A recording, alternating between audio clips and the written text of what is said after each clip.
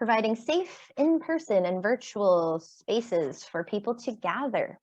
So much like some people in this room are already thinking, I know like using the word safe is totally subjective. So really I should just edit this slide altogether and just provide safer in-person and virtual spaces together. So that is not lost on me. Just to clear the air right at the get-go. One great way to determine what folks need for safety, you could ask, right? What makes a space feel safe or comfortable? So this was something that was done at the beginning of one of my groups, and it's kind of like creating a team agreement. So we were in the unique opportunity where the 3 groups that I started were right at their origin story, right? So everybody was there to help set the tone.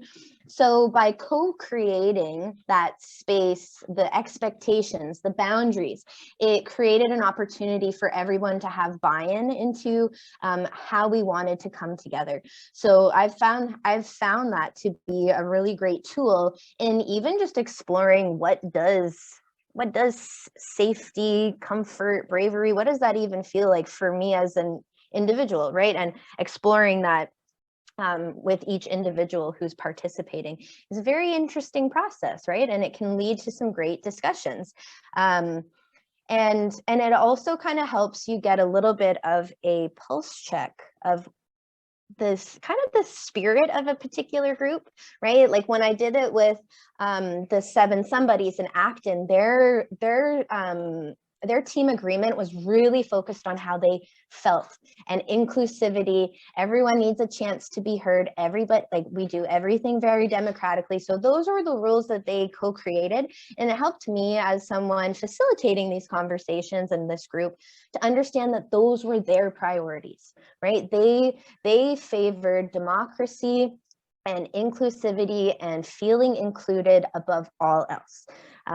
The Milton team, they really seemed to be more about like we want to have our team agreement is that everything is fair, everyone's contributing, we're all brainstorming together, we're going to reach out to the community. And I felt like they had a little bit more of the innovative mindset. So that kind of helped me understand what projects might work better for them.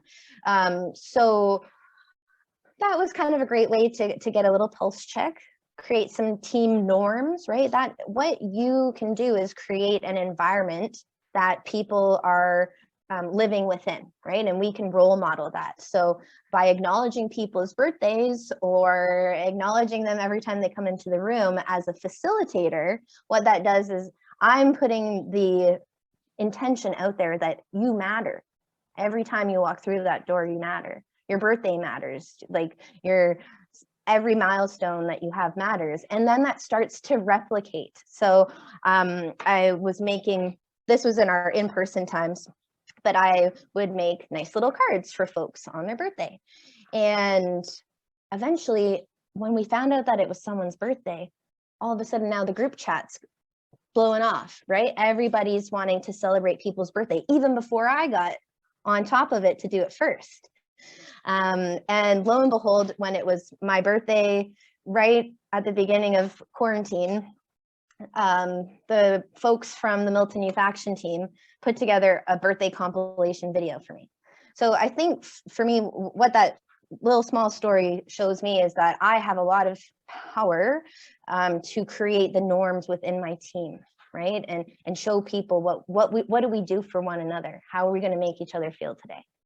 So again, a small microcosm story, but just understanding the influence that everybody on a team has.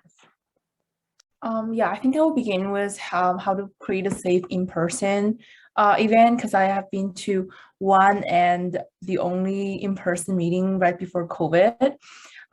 So basically, I was kind of lost in the beginning because I don't know where to go. And I didn't know the meeting was happening on the second floor. But like the moment I walk in, there was all, this friendly faces, and I hear people talking. So it's overall really nice and friendly, a cozy environment that just makes me relax and feel like this is a safe space to walk into. And then I remember in the beginning of the meeting, we started with icebreakers and self-intros. So really, because most people on that meeting was their first time on console, so it really makes everyone really comfortable, everyone like each other also is going through the same thing. It really helped.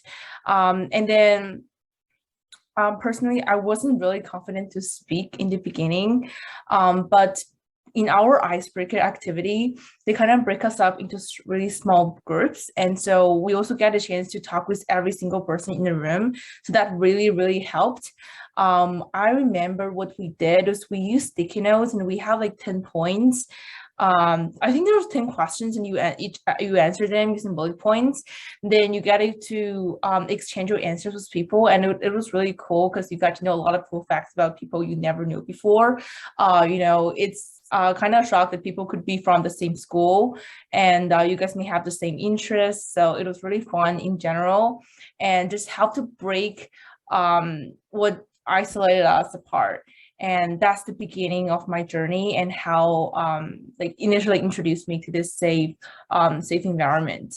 Then the other thing I noted that really helped me was that people in the meeting was from a variety of grades. I was in grade 10 by then, and then there was grade 9s, grade 11s, and grade 12s. And I remember there was even a girl who just went to university. So this a variety range of age really helped me to feel like, whatever I say, my opinions could be it's just overall very inclusive. And I feel like any of my ideas won't be took biased in a biased way, and just really helped me to find a way to express myself. And then there was the pizza party. Again, it's food and it really brings people together. So I think that's also one of the strategies that they used to help us create a safer space. So overall, I would say a comfortable setting, of course, with couches instead of cold tables and chairs like in school, does give a sense of community, and also the light in the room, and also the room was not as big. It was quite small and kind of really brings people together. Also, the small interactive circles really boost people's confidence, and also the variety of participants in terms of their age, school they go to, gender, and races also help with that. Yeah, so that was great hearing Melissa right now. So I first joined HYI in February of last year. So that was during the virtual times. We're still virtual, but first of all, before I started going to the actual meetings, I was well prepped by the adult allies before, and I they made me feel safe to ask any questions through email, and it was really helpful to actually understand what I was doing just before I go into the meeting. Especially Lily was really helpful in explaining to me what I was supposed to do. And yeah, it was pretty good. And when I joined the team, it was virtual, but I never really got the feeling of being in my house, at my house, in my room. I felt like I was with everyone, so kind of like in person, since the team spirit was always there during our meetings, since the team leads were working on making sure that our attendees participated, and they were really organized about what we were supposed to do at each meeting. Discussions were also encouraged, but they were never forced out of each of us. And the team leads were also very accepting of everyone's opinions, like Melissa said, and they never shut out any suggestions that the team had to offer, and they listened to it, provided some feedback if they needed to, and I think that really helped us to open up more, and it definitely helped me, and it was really a sense of encouragement to continue supporting the team and working at HYI. These past few years, we all know that the pandemic has really limited what we can do virtually, but I believe that in the HYI, we were always on the roll with everything, like I said earlier, and we tried to make it as much of a comfortable space as possible by having features like breakout rooms, like the raising hand function on Zoom, as you might know, things like that, and also icebreakers at every meeting just to get things started. Ask, like, even as simple as asking how people's weeks were, things like that. Another thing that I feel like was really important in helping me open up was the amount of support that everyone gave me, including the adult allies, the team leads, and all the members. They never forced us to, so they were, like, I think Tanvi said this before, they never told us to do a task or forced us to do it. They asked us about our opinions, if we could do it, if it was like a possible deadline, because back, like, during that time, like, a lot of people are from like high school and we have busy schedules. So it was never something like, you have to do this by this deadline. They gave us the deadline, but they were also really supportive about any emergencies that we had, or any thoughts that, like, if we couldn't do it, they would, because of some reason, they would help us with it. Or if we had any questions, they were never ignorant about it. They always responded as soon as possible. Which I like, all these things, just like Melissa said, were really important.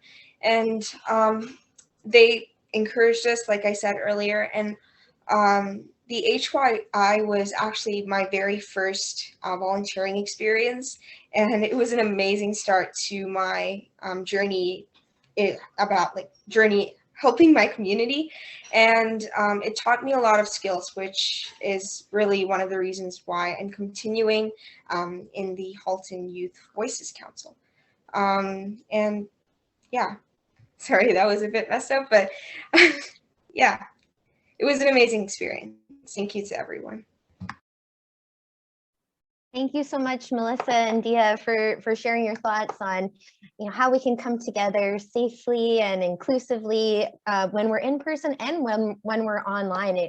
It was definitely a challenge that I was so proud to see so many people take on with really brave hearts and just these natural instincts to still connect with each other as we made that transition into virtual, and then stayed that way, right? So then we did 2 years of connecting via Zoom. So thank you both for sharing your insights, really much appreciated. Again, thanks for having me, and I'm excited to kind of share some of our experiences that we were involved with the Halton Youth Initiative, and specifically around a space, both virtual and in person. So as Lily had shared, that the Seven Somebodies were a very active group that was involved in Acton, and they haven't been able to come over to our new space formally yet, but we're able. Our new space is kind of the orange, the fun orange picture on the slide.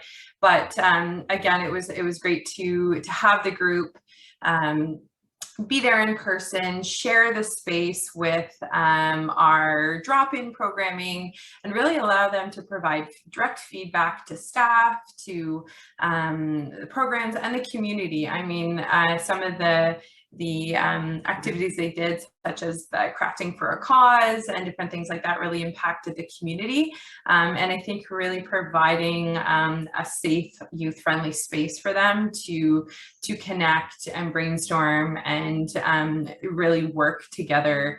I mean, that's the core of what we do, but I think was really obtained during their time with us physically in the youth centers. So the pictures you're looking at right now, the orange one is our Acton Youth Center, and the other one is our Georgetown Youth Center, and we have a gym, and we're pretty excited about our gym because gyms are hard to come by, so we always get pretty excited about that. then I kind of wanted to flip into the pandemic and what that looked like for safe places for us. So obviously we had to shift into virtual as everybody did. So we were able to be involved in some of the virtual events. So the group partnered with our youth staff to actually run virtual programming, which is on the Jackbox event, which was really well attended and something fun to promote that collaboration of the amazing initiative that Halton Youth Initiative did, and then our regular drop-in programming. So that was one of the fun initiatives we got to help mentor the staff in getting ready to host that virtual event. Because as easy as it may sound, virtual events can be quite difficult to host. So it was a lot of learnings there. Another really great piece was there was youth involved. I think it was the Deep Dive group that helped us seek youth voice during such an isolating time. So youth voice is one of our pillars of our service delivery model that we're really looking at. How do we reach youth? How do we connect with them when we don't have the physical spaces? So the youth were amazing at coming up with really engaging social media polls and questions, and really helping us kickstart our kind of informal volunteer opportunities within our spaces. And these volunteer opportunities really are organic in the sense that youth choose what they want to do in our spaces, and they provide input on what we do and how we do it. And I think that's really been one of the learnings from the Halton Youth Initiatives, and being able to see how youth are the leaders and youth are the drivers of our different initiatives. And I think, well, I feel very grateful we've been able to pull that insight and kind of pull that model into our physical spaces. Other awesome, I think I forgot to include a picture, but some of the youth did some amazing social media posts for us as part of our virtual programming. As you can imagine, sometimes you know, your brain gets fogged as to what are cool new ideas that we're going to promote youth to be able to do at home. So some of the youth came up with some great ideas. I think there was themed cookies and healthy granola bars and different crafts, and they actually did some fun, engaging videos. So we were pretty excited to be able to showcase that material. And then I also wanted to mention too that Lily and Amber came out to our youth leadership program that we offer during the summer as a youth camp. And they shared their amazing experiences on the Halton Youth Initiative, their personal and professional volunteer experiences, but really showed how easy it is for youth to get involved, either in the community or behind something that's important to them, or learn how to advocate for something that's important to them. So I think just being able to have the two of them share their personal experiences in their local community was really impactful to those youth. And again, is something that youth leadership's our focus this year for our program area. So it's been kind of an inspiring group to follow and to support. And then I just wanted to say that, you know, we have moved everything kind of back in person. So our virtual programming and virtual spaces have gotten a bit quiet. We still do a little bit, but again, just very grateful for the learnings and the ways we've been able to interact with youth to carry that over back to our in-person services. I think that was all for my visuals. You know, whether I struggle showing them, I enjoy having visuals as well. So thanks for listening. Awesome. Thanks, Jennifer. So town of Halton Hills really did help us create those safer spaces by being another landing spot in the community. Like sometimes, like one time the school was locked, like there was a whole situation where I couldn't get into the MSB center. because someone had taken a key home, and we knew that we could go to the Acton Youth Center and still host our meeting. So we just trucked on down the road and were able to set up at the picnic table. So even having that feeling of like, that's where I can go. And it, like that was a little bit about like safety to me.